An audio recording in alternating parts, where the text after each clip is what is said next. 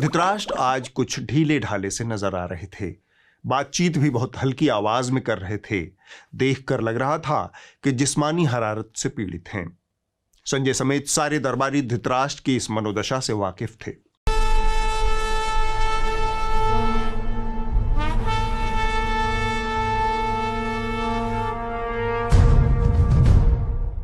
धृतराष्ट्र ने दबी जुबान में सभा की औपचारिक शुरुआत की। उन्होंने कहा, आज कुछ बोलने का जी नहीं हो रहा संजय। कुछ ऐसी कहानी सुनाओ कि नासाज तबीयत को थोड़ी राहत मिले, अंदर की बेचैनी को सुकून मिले। संजय हालात को भांपते हुए बोले, महाराज, आज आपको आर्यावर्त की नाक के ठीक नीचे पाताल लोक में हुई सांपों की एक सभा के बारे में बताना चाहता हूं।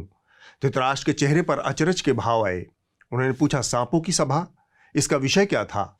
संजय ने कहा, महाराज, सभा का विषय था लोकतंत्र को खत्म करने का लोकतांत्रिक तरीका। बस मेरी छोटी सी इच्छा है महाराज कि कहानी थोड़ी लंबी है, इसलिए बीच में कोई टोका टाकी न करे। हरारत महसूस कर रहे धृतराष्ट्र ने हौले से हाथ हवा में उठाकर सहमति दी। संजय ने सांपों की सभा का सूरत हाल सुनाना शुरू किया। सांप ने चूहे से कहा, तुम में जहर नहीं है, इसलिए तुम कमजोर हो।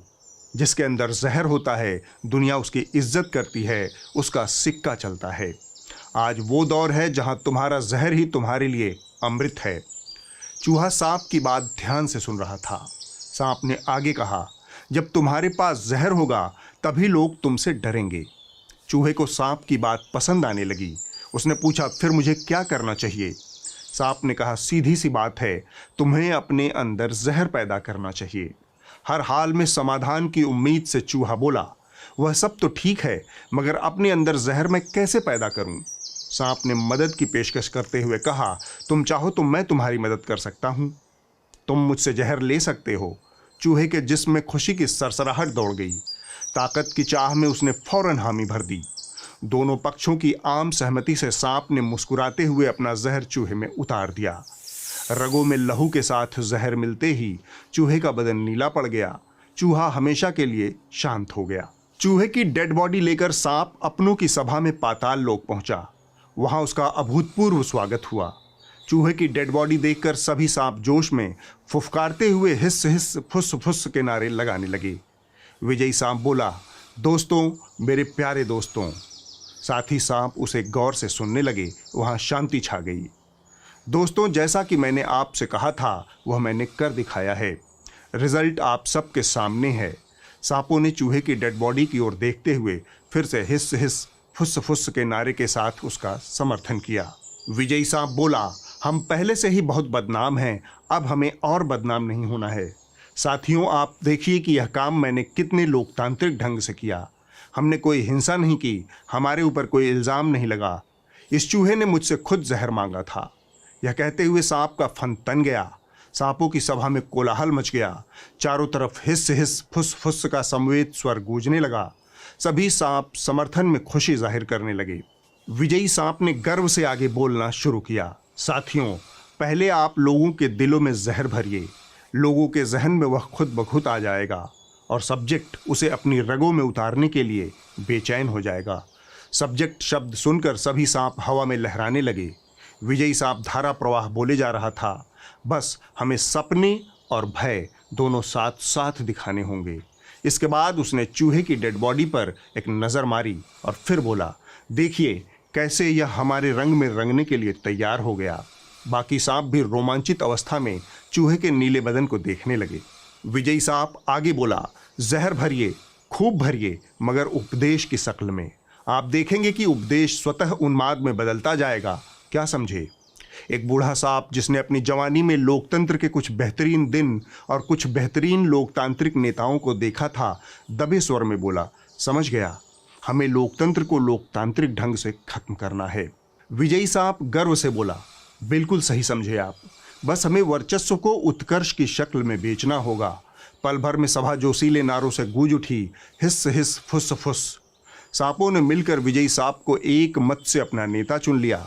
नए नवेले नेता ने बहुत प्यार से अपनी जुबान से 2 बूंद जहर टपकाते हुए कहा, आइए हम लोग साथ साथ अपना राष्ट्रगान शुरू करते हैं। सभी सांप समवेत स्वर में गाने लगे, लोकतंत्र खुद को डसवा कर हमको दूध पिलाता है, जो जितना जहरीला है वह उतना पूजा जाता है। चूहे की डेड बॉडी पास में ही पड़ी थी। सांपों को उम्मीद थी कि आइंदा से डेड बॉडी की आमद निरंतर बनी रहेगी। कथा लगभग समाप्त होने को थी। तब धृतराष्ट्र बीच में बोल पड़े, कहानी तो बड़ी अच्छी थी, पर चूहों की अकल क्यों मारी गई है? इतनी मुश्किल और कुर्बानी से हासिल हुई आजादी को चूहे सांपों के हाथ क्यों गंवाना चाहते हैं? संजय ने कहा, अच्छे दिनों की उम्मीद में महाराज, चूहों को अभी भी अच्छे दिनों का इंतजार है। इस मौके पर हरिशंकर परसाई की एक छोटी सी कहानी याद आ रही है, सदाचार का ताबीज। परसाई जी ने यह कहानी मोदी जी से पहले की सरकारों के लिए लिखी थी।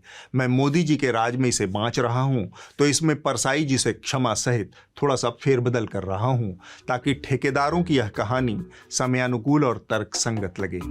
कहानी कुछ यूं है कि एक राज्य में हल्ला मच गया कि भ्रष्टाचार बहुत फैल गया है।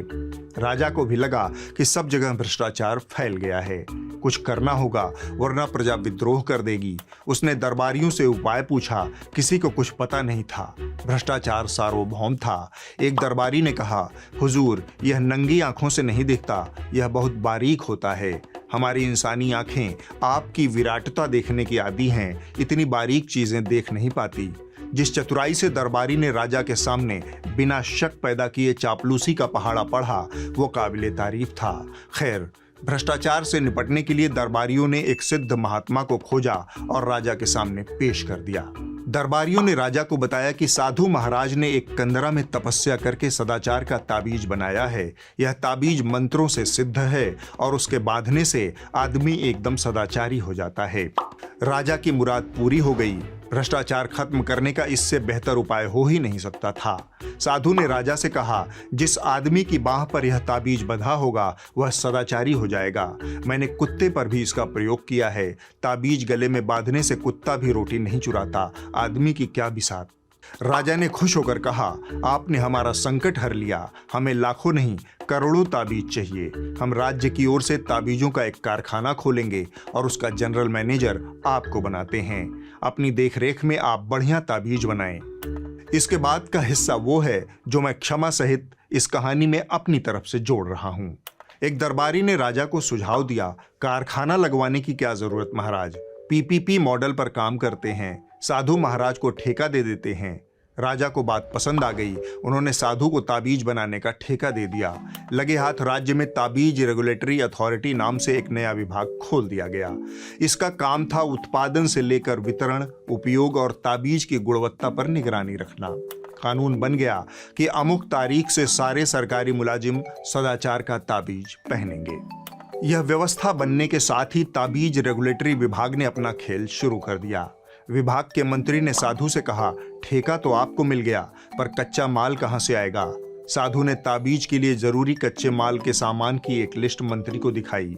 मंत्री ने कहा, आपको लागत पर एक मुश्त 10% मुनाफा मिलेगा। कच्चे माल की सप्लाई हमारा साला करेगा। साधु ने कहा, ठीक है। इसके बाद सवाल उठा कि बने बनाए ताबीज का वितरण कैसे होगा। मंत्री ने उसका भी रास्ता निकाला। पूरे राज्य में एक होलसेल डिस्ट्रीब्यूटर होगा। जाहिरन उसका प्रति ताबीज 20% कमीशन होगा। यह डिस्ट्रीब्यूटर मंत्री जी का बेटा होगा। उसका काम होगा हर नगर, शहर, गांव, मोहल्ले में ताबीज वितरण केंद्र खोलना। यह भी पीपीपी मॉडल पर ही आधारित होगा। मंत्री जी के बेटे को 5 लाख नगद देकर कोई भी ताबीज वितरण केंद्र खोल सकता है। शर्त यह होगी कि किसी मोहल्ले, गांव या फिर नगर में एक ही वितरण केंद्र होगा। इस तरह मंत्री जी का बेटा ताबीज वितरण केंद्र से पैसा बनाने लगा। और इसकी अंतिम कड़ी वे सारे सरकारी अधिकारी कर्मचारी थे जिन्हें सदाचार का ताबीज पहनना था।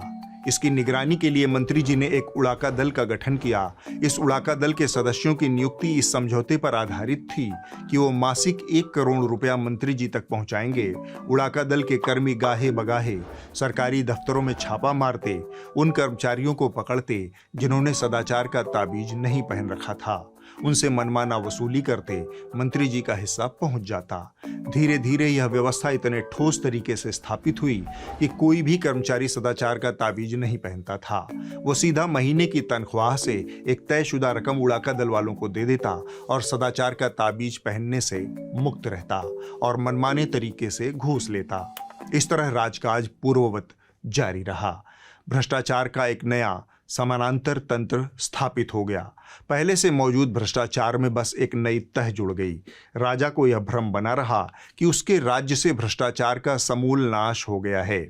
मोदी जी ने आते के साथ ही ऐसा ही सदाचार का एक ताबीज पूरे देश को पहनाया था।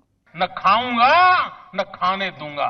फिलहाल देश में न खाने वालों की कमी है, न खिलाने वालों की कमी है। अगर भरोसा नहीं हो रहा तो 6 महीने पहले बने अयोध्या की ये तस्वीरें एक बार फिर से देख लीजिए।